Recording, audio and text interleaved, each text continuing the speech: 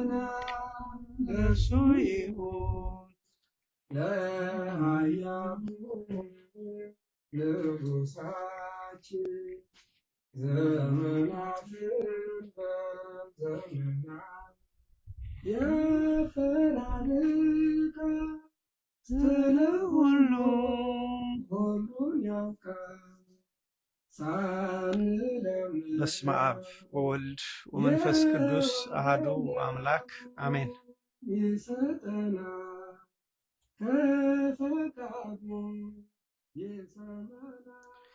በክርስቶስ ወንድሞቼ እህቶቼ ሆናችሁ እንደምን ከረማችሁ? እንደምን ሰነበታችሁ? በቸርነቱ የጠበቀን የዕድሜ ደሃ ላደረገን የአባቶቻችን የቅዱሳን የነቢያት አምላክ የሐዋርያት አምላክ የጻድቃን የሰማዕታት አምላክ የኛ ፈጣሪ የኛ ጌታ ልዑል እግዚአብሔር ስለዚህ ቀን ስሙ የተመሰገነ ይሁን። እንደምን ሰነበታችሁ? እንደምን ከረማችሁ? እግዚአብሔር አምላክ ስሙ ከአጽናፍ እስከ አጽናፍ የከበረ የተመሰገነ ይሁን። ዛሬ ወገኖቼ እግዚአብሔር ቢረዳን ጥቂት ነገር በተስፋ ዙሪያ እንነጋገራለን። የትምህርታችን ርዕስ ዛሬ ከብዶን እንቃትታለን በሚል ይሆናል። ትምህርቱ ስለ ተስፋ ትምህርት ነው። የአባቶቻችን አምላክ እግዚአብሔር ምድራዊ ያልሆነ ሰማያዊ ሐሳቡን ለእኔም ለእናንተም ያስተምረን ይግለጥልን። ስለዚህ የትምህርታችን ርዕስ ዛሬ ከብዶን ሁላችን እንቃትታለን በሚል ነው። ወንድሞቼ ይሄ ቃል የኔ ቃል አይደለም። ይልቁንም በመጽሐፍ ቅዱስ ላይ ተመዝግቦ የሚገኝ በኋላም የምናነበው አባታችን ቅዱስ ጳውሎስ የተናገረው ቃል ነው። ምን አለ? ዛሬ እኛ በመጨረሻ ዘመን ላይ የምንገኝ ሰዎች ዛሬ ከብዶን እንቃትታለን ይላል። ስለዚህ በዚህ እግዚአብሔር ቢረዳን ለሚቀጥሉት ጥቂት ሳምንታት በተስፋ ዙሪያ እንማራለን። ከመቼውም ጊዜ የበለጠ ወንድሞቼ የተስፋ ትምህርት ያስፈልጋል። ብዙ ሰዎች ተስፋ የቆረጡበት፣ ፈተናዎች የበዙበት፣ መከራዎች የበዙበት ወቅት ነውና ከምን ጊዜውም የበለጠ የተስፋ ትምህርት አስፈላጊ ነው ብዬ በግሌ አምናለሁ። እኔ ራሴ ብዙ የተስፋ ትምህርት ያስፈልገኛል ወንድሞቼ። ስለዚህ ይሄ ለእናንተ ብቻ አይደለም፣ ለእኔም ለእናንተም ነው። የሚያስተምረን የአባቶቻችን አምላክ እግዚአብሔር ነው። ስለዚህ እግዚአብሔር ምንድን ነው የሚለን? ነገሩ ያለንበት ዘመን ከባድ ዘመን ነው፣ የታወቀ ነው። አያችሁ። ስለዚህ በዚህን ከባድ በሆነ ዘመን፣ አስጨናቂ ፈተና በበዛ ዘመን፣ መከራ በበዛ ዘመን ይህን ዘመን ክርስቲያኖች እንዴት ይሻገሩታል? የእግዚአብሔር ሰዎች እንዴት ይሻገሩታል? በዚህ ላይ ነው የምንነጋገረው። በነገራችን ላይ ምናልባት ሕይወታችሁ ፈተና ያልሆነባችሁ፣ መከራ ያልደረሰባችሁ እግዚአብሔርን አመስግኑ። እኔም ስለ እናንተ እግዚአብሔርን አመሰግናለሁ። ነገር ግን ወንድሞቼ እንደኔ በሕይወታችሁ በፈተና ውስጥ የገባ በተለያየ ምክንያት ምድር ላይ ፈተና በግል ሕይወታችሁ ባይደርስባችሁ፣ በቤተ ክርስቲያን በሀገር ላይ በወገናችሁ ላይ ፈተና ካለ፣ መከራ ካለ፣ መከራ አለ ማለት ነው። እኔ መከራ የለብኝም ካላችሁ እግዚአብሔርን አመስግኑ። ግን አታመልጡም። ማንም ሰው አያመልጥም። ለምን? ወቅቱ ነውና። ስለዚህ ዛሬ የምንማርበት ርዕሳችን የምንጀምረው ዛሬ ከብዶን እንቃትታለን በሚል ወንድሞቼ፣ ይሄ እውነት ነው። እንደዚህ ይላል የእግዚአብሔር ቃል፣ ዛሬ ፍጥረት ሁሉ አሁን በመቃተትና በምጥ ውስጥ ይገኛል ይላል። ተረድታችሁታል? ፍጥረት ሁሉ በምጥ ውስጥ በመቃተት ይገኛል። እንዳልኳችሁ አባታችን ቅዱስ ጳውሎስ ነው። ሁለተኛ ቆሮንቶስ ምዕራፍ 5 ላይ ነው።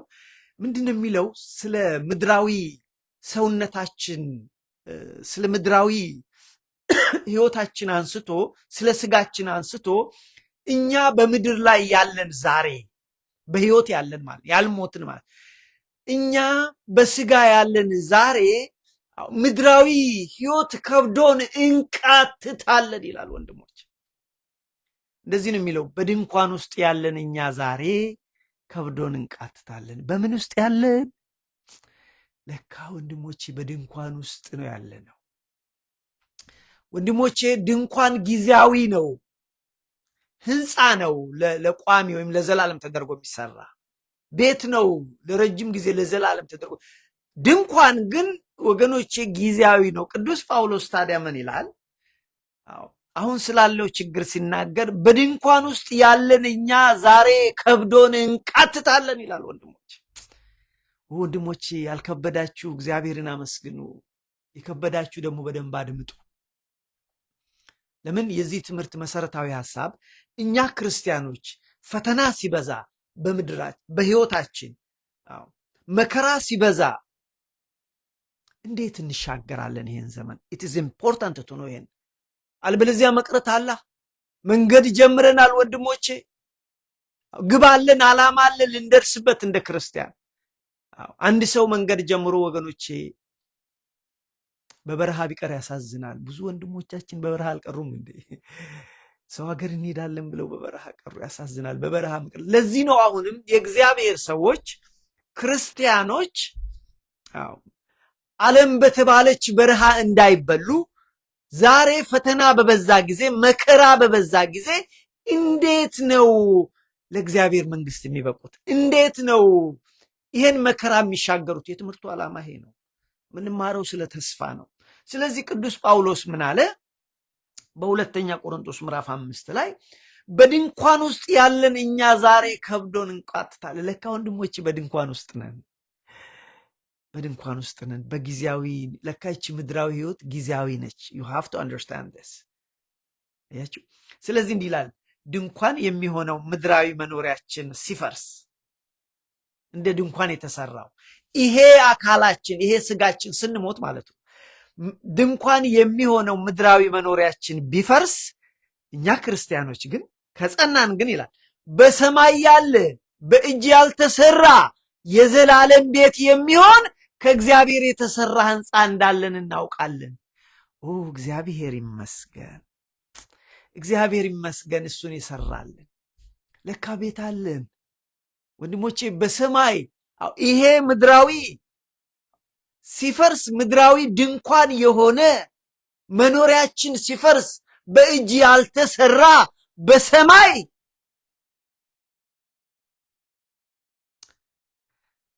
በሰማይ ከእግዚአብሔር የተሰራ ህንፃ አለን ይላል። እንዴት ደስ ይላል! እንዴት ደስ ይላል! አሁን ጥያቄው እንዴት እዛ እንደርሳለን? ምክንያቱም አሁን ፈተናው በምድር ላይ ወገኖች እንዳንሄድ ወደዛ እንዳንደርስ እያነቀን እየሳበን ከመስመር እያስወጣን ነው። የዚህ ነው የትምህርቱ ዓላማ። እንዴት እንደርሳለን? ምንድን ነው የሚለው ቃሉ? ድንኳን የሚሆነው ምድራዊ መኖሪያችን ቢፈርስ፣ ይሄ ብንሞት፣ ይሄ ስጋችን ቢፈርስ፣ ይሄ በስባሹ ቢፈርስ ማለቱ፣ በሰማይ ግን የማይበሰብስ አዲስ ህይወት፣ አዲስ ስጋ፣ ሰማያዊ አካል የማይፈርስ የማይበሰብስ አለን። ደስ ይላል።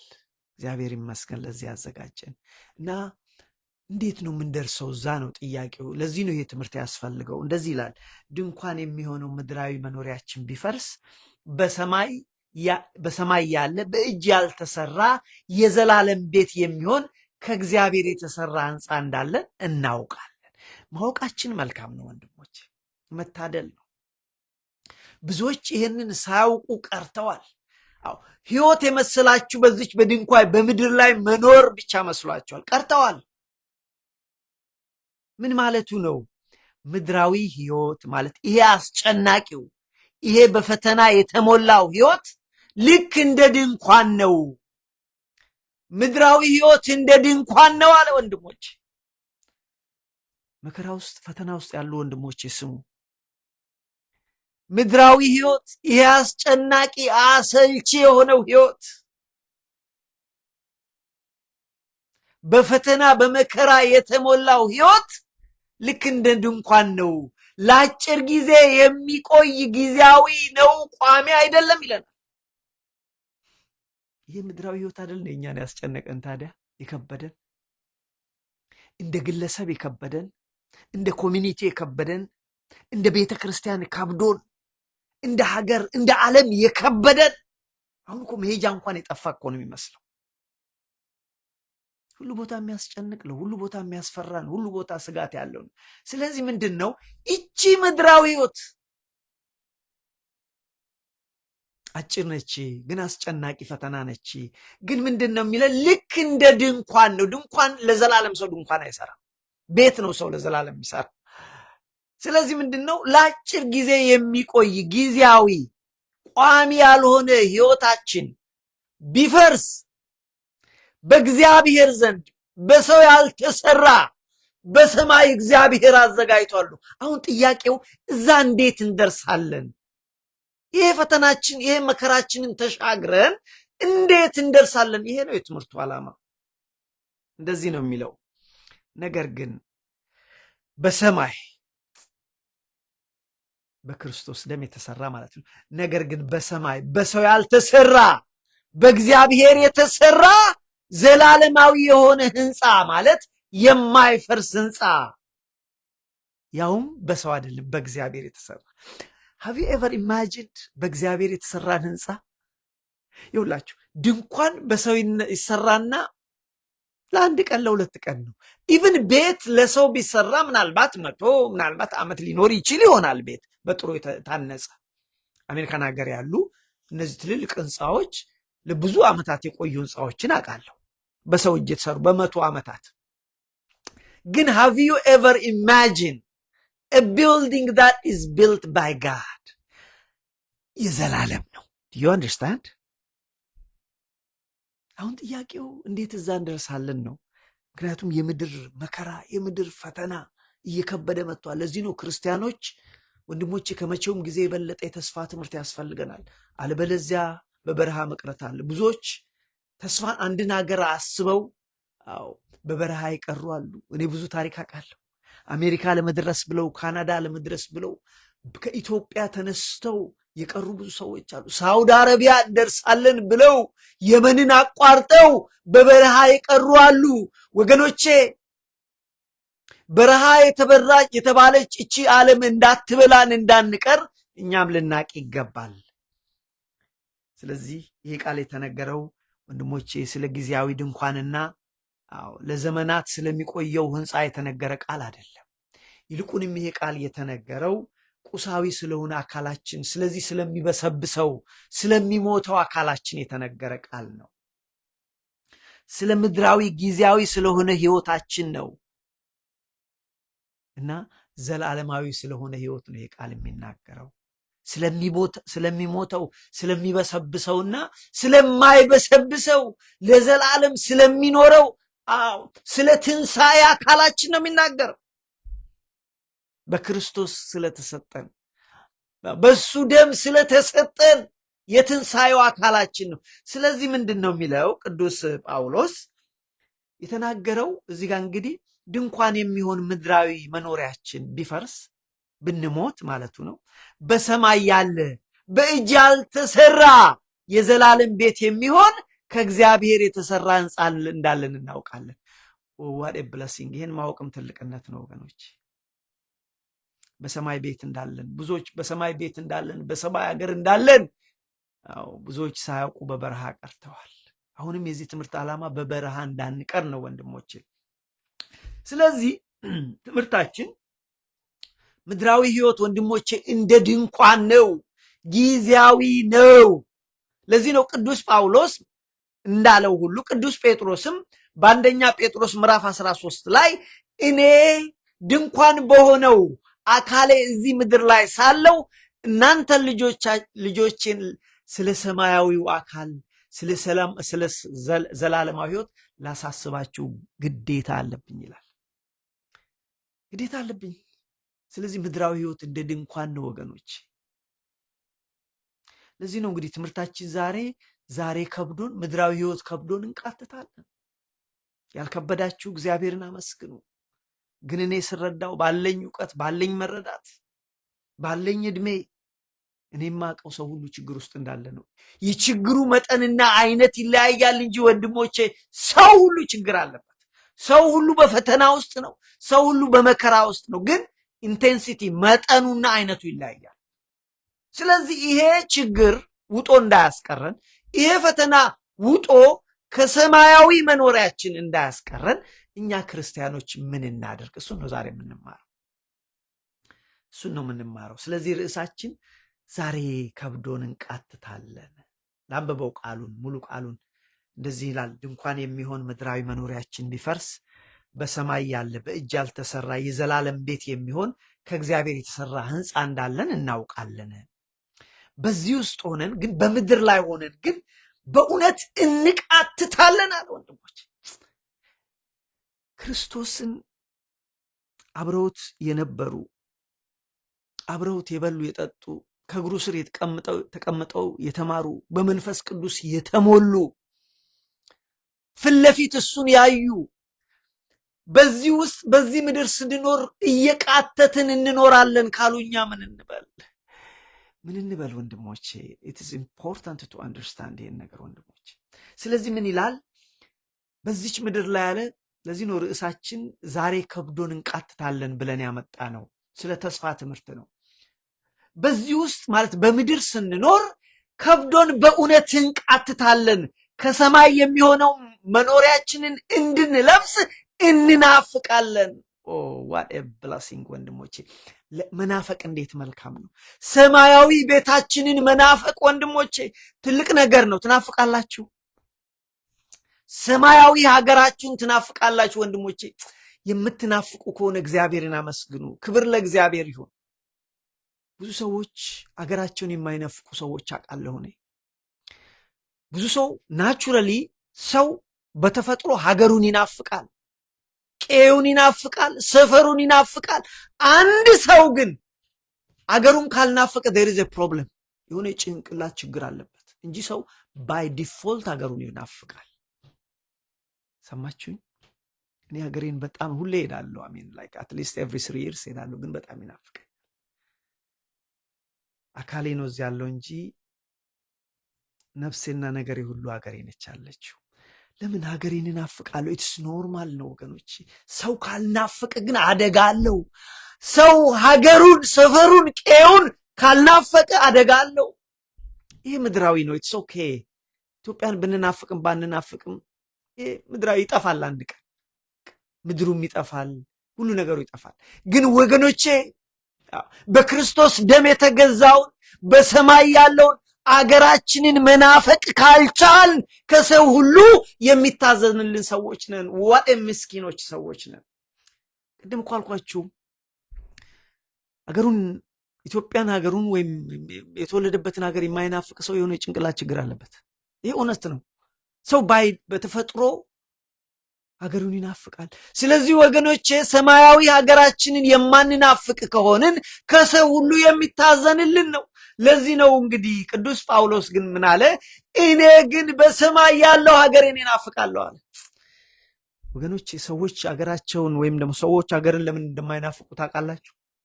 የማያውቁት ከሆነ አይናፍቁም። ልክ እኮ ነው። ለምሳሌ አሁን እኔ ብዙ ሀገሮችን አላውቅም። ኢትዮጵያ ሀገሬ ትናፍቀኛለች፣ ሀገሬ ነች። ግን የማላውቃቸው ሀገሮች አሉ። አዘርባይጃንን አላውቀውም፣ ካዛኪስታንን አላውቀውም፣ ፓኪስታንን አላውቀውም። አይናፍቀኝም። እኔ ፓኪስታን፣ ካዛኪስታን አይናፍቀኝም። ኢቭን ራሽያም አይናፍቀኝም፣ ቻይናም አይናፍቀኝም። አገሬ አይደለም። በእኛ ባህል የማያውቁት አገር አይናፍቅም ይባላል። ስለዚህ ይሄ ምድራዊ ነው ወገኖቼ። ሰማያዊ ሀገራችንን እንደ ቅዱስ ጳውሎስ መናፈቅ ካልቻልን ሀገራችንን አላወቅንም። ከሰው ሁሉ ሊታዘንልን ይገባል። ለዚህ ነው እንግዲህ ምንድን ነው ያለው እሱ? ዛሬ በምድር ላይ ስንኖር በእውነት እየቃተትን እንኖራለን፣ ከብዶን እንኖራለን። ብዙ ፈተና አለ፣ መከራ አለ። ከሰማይ የሚሆነው መኖሪያችንን አገራችንን እንድንለብስ እኛ ግን እንናፍቃለን። ወንድሞቼ it is very important። ሰዎች አገራቸውን ካልናፈቁ አያውቁትም ማለት ነው፣ ስላላወቁት ነው። ለምሳሌ የኔ ልጆች እዚህ ሀገር የተወለዱ ልጆች አሉ። በደንብ አንደርስታንድ አድርጉ ወገኖቼ። የኔ ልጆች ኢትዮጵያን አይናፍቁም። you have to understand this is fact። አያውቁትማ፣ አያውቁትም። እንዴት አድርገው ይናፍቃሉ የኔ ልጆች ኢትዮጵያን? እኔ ነኝ ምናፍቀው ቀንም ሌሊትም ሀገሬ ብዬ በልቤ ውስጥ ያለች። ስለዚህ ይሄ ምድራዊ ነው። ልላችሁ የፈለኩት እኛ ክርስቲያኖች አገር አለን። አገራችን በሰማይ ነው። ያንን ሰማያዊ ሀገራችንን መናፈቅና ለሱ መዘጋጀት ካልቻልን ከሰው ሁሉ የሚታዘንልን ምስኪኖች ነን። የእግዚአብሔርንም ዋጋ ከንቱ ማስቀረት ነው። ስለዚህ ቅዱስ ጳውሎስ ምን አለ? እንግዲህ የተነሳሁበት የትምህርቴን ርዕስ እንዳትረሱብኝ፣ ዛሬ ከብዶን እንቃትታለን ባለው ትምህርቱ እንደዚህ ነው ያለው። በዚህ ውስጥ በእውነት እንቃትታለን። ከሰማይ የሚሆነውን መኖሪያችንን ማለት ሀገራችንን እንድንለብስ እንናፍቃለን። ለብሰን ራቁታችንን አንገኝም። በሕይወትም አለ በእውነትም ነው በእውነትም የሚሞተው ማለት ይሄ ምድራዊ ስጋችን በእውነትም የሚሞተው ምድራዊ ሕይወታችን ምድራዊ ስጋችን በሕይወት ይዋጥ ዘንድ ሰማያዊ ሕይወታችን ወገኖች ሕይወት ይባላል። እሱ ነው ሕይወት። ይሄ ሞት ነው። ይሄ ምድራዊው ማለት ነው። እንደዚህ ይለዋል። በሰማይም የሚሆን መኖሪያችን እንድንለብስ እንናፍቃለን። ለብሰን ራቁታችንን አንገኝም። በእውነትም የሚሞተው በሕይወት ይዋጥ ዘንድ ይሄ የሚሞተው አካላችን በማይሞተው በማይበሰብሰው ይዋጥ ዘንድ ልንለብስ እንጂ ልንገፈፍ የማንወድ ስለሆነ በድንኳን ዛሬ ያለን እኛ፣ በምድር ላይ ዛሬ ያለን እኛ፣ ድንኳን ውስጥ ዛሬ ያለን እኛ ከብዶን እንቃትታለን። ይሄ ነው ርዕሳችን። ከብዶን እንቃትታለን። ከብዶናል እኮ ወገኖቼ፣ አልከበዳችሁም? እኔ ከብዶኛል። ብዙ የሚከብድ ነገር አለ። እኔ እንኳን የተመቸኝ ቢሆን የዘመዶቼ ነገር፣ የወገኖቼ፣ የሀገሬ፣ የህዝቤ፣ የቤተ ክርስቲያን ልጆች ብዙ ሰው ችግር ውስጥ እንዳሉ አውቃለሁ። ስለዚህ ኢቭን እኔ ኮምፈርተብል የሆነ ላይፍ ብኖር እውነቱን ለመናገር ተመችቶኛል ማለት አልችልም። እኔና ልጆቼ መልካም ኑሮ ውስጥ ብንኖር እንኳን ወገኖቼ በችግር ውስጥ እንዳሉ አውቃለሁ። አንዳንድ ሰው ወገኖች ካወቁ ለምን አትረዳቸውን? የምችለውንማ አደርጋለሁ ወንድሜ። እነሱም ብረዳ ጠቅላላ ኢትዮጵያን ህዝብ እንዴት አድርገህ ትረዳለህ? ስለዚህ ችግር አለ። ለዚህ ነው ተንበርክከን ግን ቢያቅተን የምናደርገው። አሁን እኔ ሲያቅተኝ ተንበርክኬ ግን እግዚአብሔር ሀገሬን ዓለምን አስበው እየጸለያለሁ። እናንተም እንደምትጸልዩ ተስፋ አደርጋለሁ። ስለዚህ አሁን የተነሳንበት ቅዱስ ጳውሎስ ዛሬ ከብዶን እንቃትታለን። በምድር ስንኖር የምድራዊ ህይወት ከባድ ነው። ዛሬ ከብዶን እንቃትታለን። ልብ በሉ፣ አሁን በዓለም ውስጥ ስንኖር በምጥ ውስጥ እንደመኖር ነው። በምጥ ውስጥ እንደመኖር እኮ ነው። በዓለም ሲኖር እንደ ምጥ ነው። ምጥ ታውቃላችሁ? ማንም ምጥ ማያውቃል። አያችሁ፣ ምጥ የምንለው ያው በእርግዝና መጨረሻ ቀናት የሚመጣ ነው አይደለም? ምጥ እህቴ ሰላም እግዚአብሔር ይብዛልሽ፣ እንዴት አለሽ? ምጥ ማለት እህቶቻችን እናቶቻችን እንደሚያውቁት በእርግዝና መጨረሻ አንድ ቀን ወይ 2 ቀን ሲሆነው የሚመጣ ነው። ይህንን ማን ማጥንቸዋለሁ ከ4 ልጅ በኋላ ምጥ ከባድ ነገር ነው። እዚህ ላይ የእግዚአብሔር ቃል ምንድን ነው የሚለው? በምጥ ውስጥ እንዳለን ነው የሚለው። እውነት እኮ ነው። ዘመኑ እኮ አሁን ለገባው ሰው በምጥ ውስጥ እኮ ነው ያለ ነው ወገኖቼ። እኛ ስለተመችን አይደለም፣ እኛ ስለበላን ስለጠጣን አይደለም። እኛም ቢሆን ወገኖቼ አፋችን ነው የሞላው፣ ሆዳችን ነው የሞላው እንጂ ብዙ ረሃብ አለብን። የምድራችን ረሃብ አለብን፣ የዓለማችን ረሃብ አለብን፣ የወገናችን ረሃብ አለብን። በምጥ ውስጥ እኮ ነው ያለ ነው። ስለዚህ ወገኖቼ ምጥ ስንል መቼም እንደምታውቁት በእርግዝና መጨረሻ ቀናት የሚመጣ ነገር ነው። የሚገርመው ነገር ምጥ ከምጥ በኋላ አንድ ነገር ይከሰታል። ብዙውን ጊዜ የሚከሰት ነገር አለ አይደል? ማዚ ከምጥ በኋላ ህይወት፣ ልጅ ይወለዳል፣ ደስ ይላል። ምጡ ከባድ ቢሆንም እንኳን በምጥ ሰዓት ጭንቅ አለ ወገኖች። በምጥ ሰዓት ህመም አለ። በምጥ ሰዓት ነፍስ ግቢ ነፍስ ውጭ አለ። ግን ከምጥ በኋላ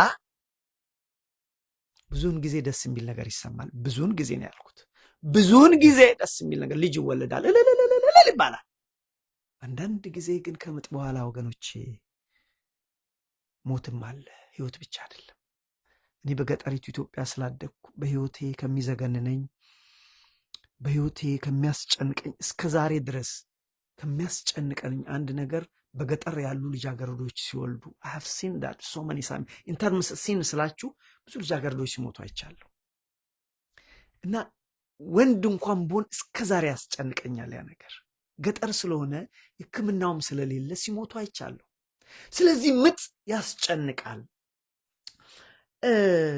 በአጠቃላይ ስትመልከቱ አሁን እርግዝና ምጥ ብቻ እኮ አሁን ይሄንን ያመጣሁት አሁን በምጥ ውስጥ ስላለን ወንድሞቼ ክርስቲያኖች ስሙ አሁን በምጥ ውስጥ ነው ያለ ነው በዚህ ምድር ላይ አሁን እንደ እርግዝና ነው በእርግዝና ወቅት እናቶች እህቶች ሁለት ሶስት ስሜቶች ያስተናግዳሉ አንደኛው የመጀመሪያው 8 ወር 9 ወር ፍራቻ አለ ስጋት አለ ደስታም አለ ትንሽ ግን 8ና 9 ወሩ የፍራቻ የስጋት የጭንቀት ይገላገል ይሆን ስሙ እንኳን ይገላገል ይሆን እኮ ነው ይገላገል ይሆን ልጁ ጤናማ ይሆን እሞት ይሆን ያውሉ አለ ስለዚህ በእርግዝና ወቅት ፍራቻ ስጋትና ጭንቀት ለ9 ወር አለ ከዛስ በኋላ ተገላገለች እኮ ነው ከተገላገሉት በኋላ ግን ደስታ ነው እለለለለለ ይባላል ወዲያው በገጠርማ መሳሪያ ይተኮሳል መሳሪያው ደስታ ነው ከተገላገሉ በኋላ የሚገርማችሁ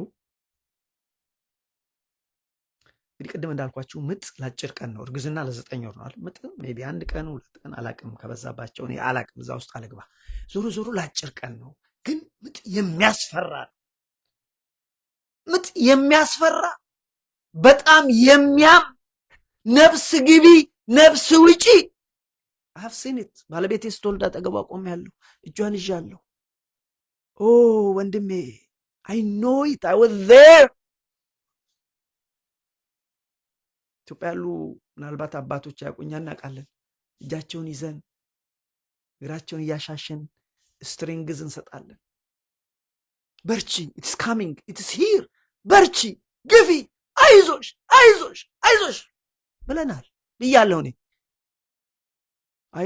I totally remember I 100% remember የመጀመሪያ ልጅ በተለይ ስትወልድ it's almost here go I have to ምክንያቱም ከተወሰነ ጊዜ በኋላ ከደከማት ተስፋ ከቆረጠች it is gone የልጅቷ ህይወት ብቻ አይደለም የእናቲቷም የለም ስለዚህ ወንድሞቼ በምጥ ውስጥ አለን እኛም አሁን እንደዚህ ነን ይሄ ተስፋ ትምህርት ነው ወንድሞቼ ለዚህ ነው ቅዱስ ጳውሎስ ዛሬ ከብዶን እንቃትታለን በምጥ ውስጥ ነው ዓለም በምጥ ውስጥ ነች ወንድሞቼ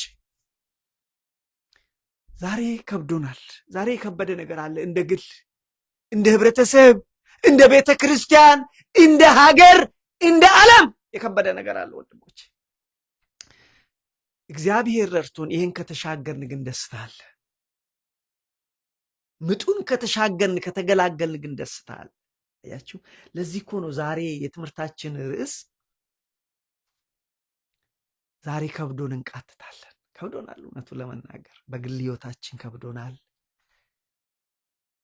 እኛ ቢመቸን ቤተሰቦቻችን አልተመቻቸው ጎረቤቶቻችን እኔ ብዙ ሰው አነጋግራለሁ ወንድሞቼ እመኑኝ እኔ I have never seen ችግር የለብኝም ያለ ሰው ብዙ ሰው በፈተና ውስጥ ብዙ ሰው በመከራ ውስጥ ነው ያለው ብዙ ሰው ታዲያ የማይረዳው ምንድነው ችግሩ ግን እሱ ላይ ብቻ በቃ እሱም ብቻ እግዚአብሔር እሱን ይጣላል ይሄን ነው ያልወደድኩት ፓርት ሰው ሁሉ መከራ አለበት መጠኑና ክብደቱ ነው ይሄ ከኔ ቤት በዚህ በኩል ያለው ሰውዬ ችግር አለበት የራሱ አይነት እስጢፋኖስ የራሱ ችግር አለ ይሄኛው ሰውዬም በዚህ ጋር ያለው ችግር አለበት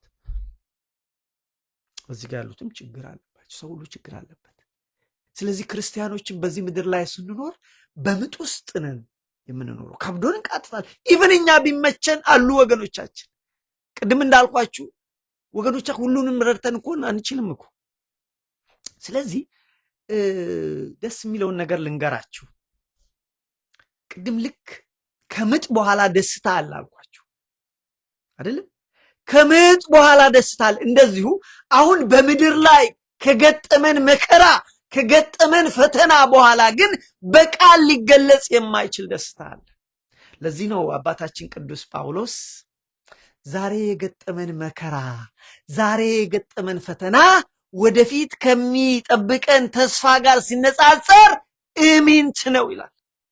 በዚህ በተስፋ ደስ ይበላችሁ። ዛሬ የገጠመን መከራና ስቃይ ነገ ምጡ ሲያልፍ ካለው ደስታ ጋር ሲገናኝ ወገኖቼ ኢሚንት ነው። ስለዚህ ዛሬ መጨከን፣ ባለቤቴን ስትወልድ ጨክኝ ጠንክሬ እንዳልኳት፣ ዛሬም ክርስቲያኖች የሚያም ነገር ብዙ አለ፣ ግን መጨከን ጥርስ መዋል። ምክንያቱም ብዙ ሰዎች ተስፋ ቆርጠው ጥለውታል። እግዚአብሔር ይታለ ብለው ኖ ወንድሞች፣ እሱ አይደለም፣ እግዚአብሔር አለ። ለዚህ ነው እንደ ኢዮብ ምንድን ነው ያለው? ስጋዬን አለ። ስጋው በቃ ተተለተለ። በቃ ምን ጨክናለሁ ሲል ስጋዬን በጥርሴ ይዛታለሁ። ዛሬም እኛ እንያዝ ማዚ ስጋችንን በጥርሳችን ብዙ የማይመቹ ነገሮች አሉ። በግል ህይወታችን የማይመቻለ፣ በትዳር የማይመቻለ፣ በልጅ አስተዳደግ የማይመቻለ፣ በኮሚኒቲ ህይወት የማይመች፣ ቤተ ክርስቲያን ራሱ የማይመች።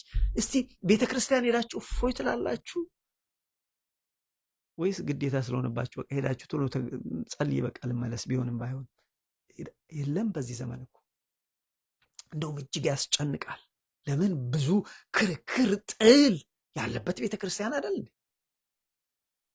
ስለዚህ ወገኖቼ ባጭሩ ግን ደስ የሚለውን ነገር ልንገራችሁ። ከምጥ በኋላ መውለድ አለ። በመውለድ ደግሞ ህይወት ሲመጣ ደስታ አለ፣ እልልታ አለ። ዛሬ በምጥ ውስጥ ብንኖርም እንደ ክርስቲያን የተሻለ ቀን ከፊታችን አለ። አያችሁ? እና በምጥ ሰዓት ከባድ ቢሆንም ከፊታችን ትልቅ ተስፋ አለ። አሁን ጥያቄው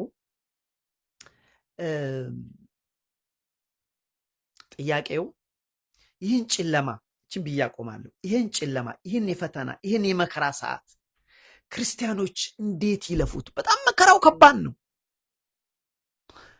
በግላችን አልኳችሁ፣ ወይ በጤንነት ችግር አለባችሁ፣ ወይ በልጆቻችሁ በኩል በልጆችማ ምን ትነግረኛለህ ማይ ፍሬንድ።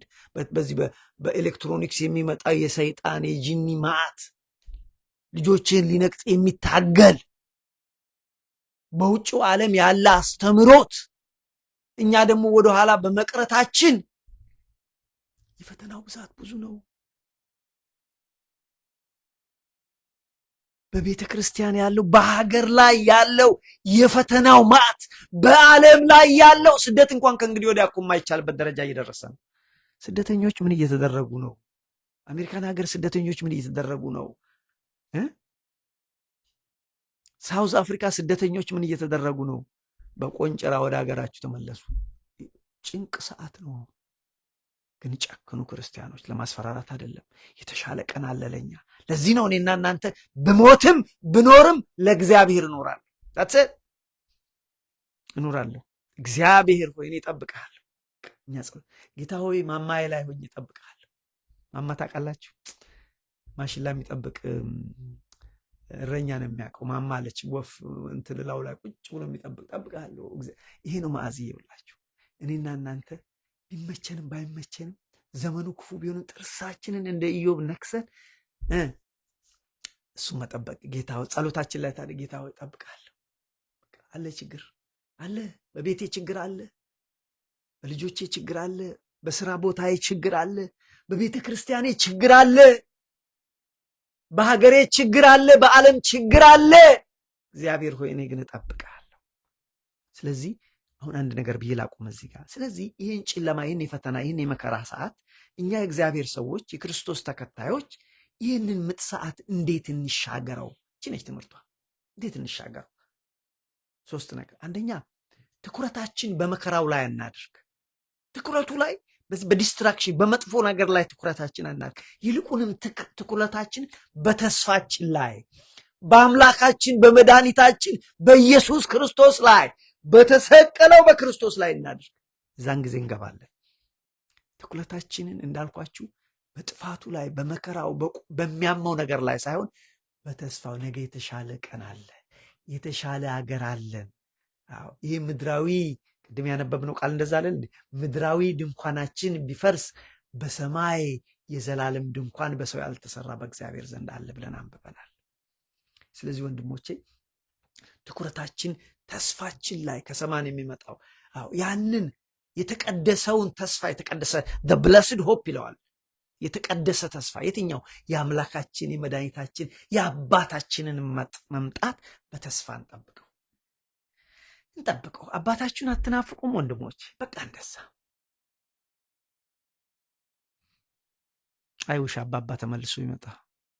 አባባ ይናፍቀኛል። እኔ ከአባባ የበለጠ ደግሞ ሰማያዊ አባት ክርስቶስ ወንድሞቼ። ስለዚህ ያንን በተስፋ ችግሩ ላይ አይናችሁን አታድርጉ። ይከብዳል። አዎ እኔ አደርጋለሁ። አዎ ችግሩ ላይ እኔ አደርጋለሁ። እኔ ግን አንዳንዴ ሳደርግ እንደምንም ደግሞ እግዚአብሔር እየነዳኝ ስም በቃ እንደዚህ ነው ጨዋታው። ይሄ ነው ሁሉ ነገራችንን ችግሩ ላይ ብቻ ካልን እንጠፋለን፣ በበረሃ እንቀራለን። ስለዚህ ምን ማድረግ አለብን? ተስፋችን ላይ ትኩረታችን ላይ የተሰቀለው ክርስቶስ ላይ እናድርግ እንጂ በደረሰብን ፈተና፣ ብስጭት፣ ፍራስትሬሽን ተስፋ መቁረጥ አያስፈልግም። ቀላል ነው አላልኩም።